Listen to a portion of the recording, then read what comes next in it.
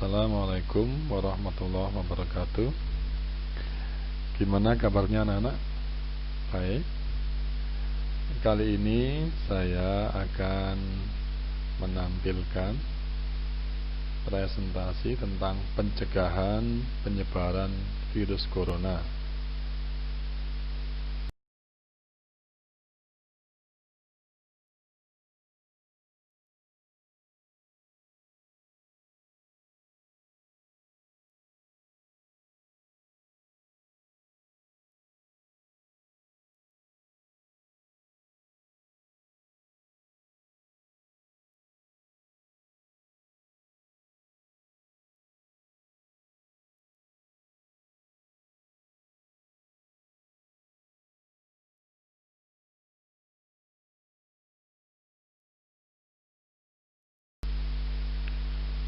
Cara penyebaran corona, yaitu yang pertama lewat percikan air liur pengidap yang berbentuk batuk atau bersin. Yang kedua, menyentuh tangan atau wajah orang yang terinfeksi. Yang ketiga, menyentuh mata, hidung atau mulut setelah memegang barang yang terkena percikan air liur pengidap virus corona. Yang keempat, lewat tinja atau feses, meskipun kasusnya jarang terjadi. Dan masa inkubasi dari virus corona adalah 2-14 hari. Gejala infeksi corona ada dua kategori. Yang pertama adalah kategori ringan dengan gejala sebagai berikut: 1. Hidung beringus. 2. Sakit kepala. Yang ketiga, timbul batuk. Keempat, sakit tenggorokan. Yang kelima, demam. Yang keenam, merasa tidak enak badan. Gejala infeksi corona dalam kategori berat. Yang pertama, demam yang mungkin cukup tinggi bila pasien mengidap pneumonia. Yang kedua, batuk dengan lendir. Yang ketiga, sesak nafas. Yang keempat, nyeri dada atau sesak saat bernafas dan batuk. Yang kelima, infeksi bisa semakin parah bila menyerang kelompok individu tertentu. Contohnya, orang dengan penyakit jantung atau paru-paru, orang dengan sistem kekebalan yang lemah, misalnya bayi atau lansia. Pencegahan infeksi corona. Sering-seringlah mencuci tangan dengan sabun. Hindari menyentuh wajah, hidung atau mulut.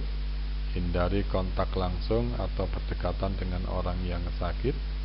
Hindari menyentuh hewan atau unggas liar. Membersihkan dan mensterilkan permukaan benda yang sering digunakan. Tutup hidung dan mulut dengan masker saat beraktivitas di luar rumah.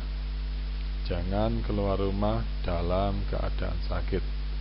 Selain itu, kamu juga bisa perkuat sistem kekebalan tubuh dengan mengkonsumsi vitamin dan suplemen sebagai bentuk pencegahan dari virus ini.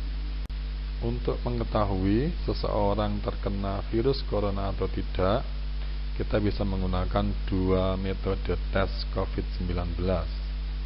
Yang pertama adalah rapid test, di mana rapid test ini digunakan untuk screening. Yang kedua disebut PCR swab. PCR swab ini untuk mendiagnosa penyakit corona secara pasti. Prosedur rapid test. Rapid test dimulai dengan mengambil sampel darah dari ujung jari. Selanjutnya darah diteteskan ke alat rapid test. Berikutnya cairan untuk menandai antibodi akan diteteskan di tempat yang sama. Hasilnya akan berupa garis yang muncul 10-15 menit setelahnya. Prosedur PCR swab. Tenaga kesehatan akan memasukkan alat swab yang berupa cotton bud yang dilakukan untuk menyapukan alat tersebut ke area belakang hidung untuk mendapatkan lendir yang terdapat di area tersebut. Setelah itu, alat swab akan dimasukkan ke tabung khusus dan ditutup. Spesimen ini selanjutnya dikirim ke laboratorium untuk diperiksa menggunakan teknik PCR. PCR adalah teknik pemeriksaan yang dilakukan untuk mencocokkan DNA atau RNA yang dimiliki virus. Kemudian dicocokkan dengan susunan DNA SARS-CoV-2 sebagai template. Jika cocok maka positif, dan sebaliknya jika tidak cocok artinya negatif terinfeksi COVID-19. Jika Anda positif terinfeksi virus corona, yang pertama, gejala terinfeksi virus corona, tetapi Anda dalam kondisi sehat dan tidak menunjukkan gejala apapun, atau dikenal dengan orang tanpa gejala atau OTG. Kedua, gejala terinfeksi virus corona dan Anda mengalami gejala penyakit ringan, misalnya demam, batuk, merasa lemas, tetapi tidak mengalami sesak napas. Anda pun masih dapat melakukan aktivitas ringan secara normal. Ketiga, gejala terinfeksi virus corona dan Anda mengalami gejala penyakit yang tergolong berat, misalnya demam tinggi, suhu tubuh di atas 38 derajat Celcius, mengalami sesak napas dan tidak dapat melakukan aktivitas apapun. Positif terinfeksi virus corona jenis pertama. Penanganannya adalah tetap tinggal di rumah atau isolasi mandiri selama 14 hari, selalu menggunakan masker, berjemur di bawah sinar matahari setiap pagi, gunakan kamar terpisah dari anggota keluarga yang lain, jaga jarak setidaknya 1 meter dari anggota keluarga, hindari pemakaian barang pribadi bersama seperti peralatan makan dan peralatan mandi, menjaga kebersihan ruangan dan barang-barang di rumah dengan cairan disinfektan, rajin cuci tangan menggunakan air dan sabun atau hand sanitizer, menutup mulut dan hidung saat bersin atau batuk menggunakan tisu atau siku bagian dalam, jangan menyentuh mata, hidung dan mulut tanpa mencuci tangan terlebih dahulu, melakukan pengukuran suhu harian dan observasi bila ada gejala klinis yang muncul seperti batuk, demam, dan kesulitan bernafas. Terinfeksi virus corona jenis yang kedua, yaitu golongan yang kedua, yaitu penanganannya tetap tenang dan jangan panik. Lakukan isolasi diri di rumah selama 14 hari dengan panduan yang sama seperti yang sudah dijelaskan sebelumnya pada poin pertama. Jangan terburu-buru pergi ke rumah sakit karena bisa menyebarkan virus ke orang lain dan dapat meningkatkan stres, kepanikan, dan kecemasan. Konsultasi dengan dokter secara online. Jika Anda mengalami demam, sebaiknya minum obat penurun panas atau paracetamol. Perbanyak asupan air putih, makan makanan yang bergizi, vitamin, dan istirahat yang cukup agar zat antibodi tubuh kuat melawan virus.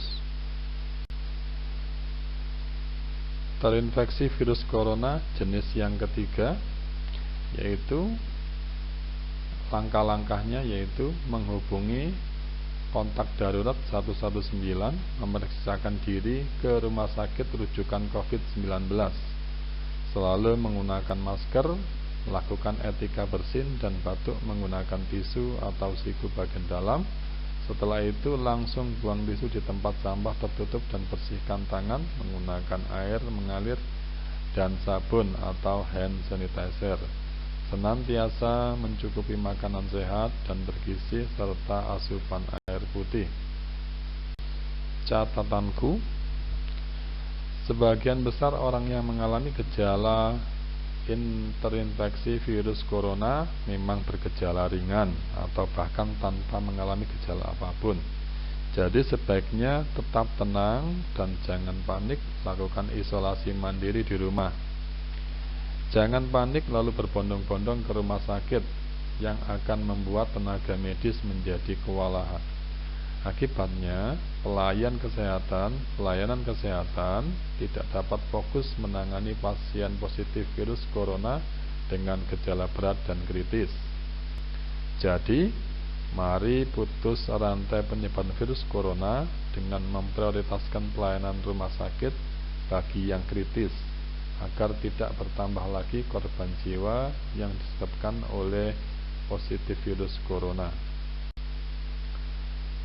Profil narasumber: nama Rofi Wibisono, SSI, pendidikan terakhir S1 dari FMIPA Fisika IPS, mengajar di SMA Al-Islam Krian selama 5 tahun, SMPN 1 Ngoro selama 2 tahun, SMPN 2 Mojosari selama 2 tahun sampai sekarang, mengajar di SMPN 2 Tarawas selama 10 tahun sampai sekarang, aktif dalam organisasi, menjadi ketua MGMP IPA Kabupaten Mojokerto selama 6 tahun sampai sekarang, menjadi pengurus IGI Kabupaten Mojokerto selama 2 tahun sampai sekarang.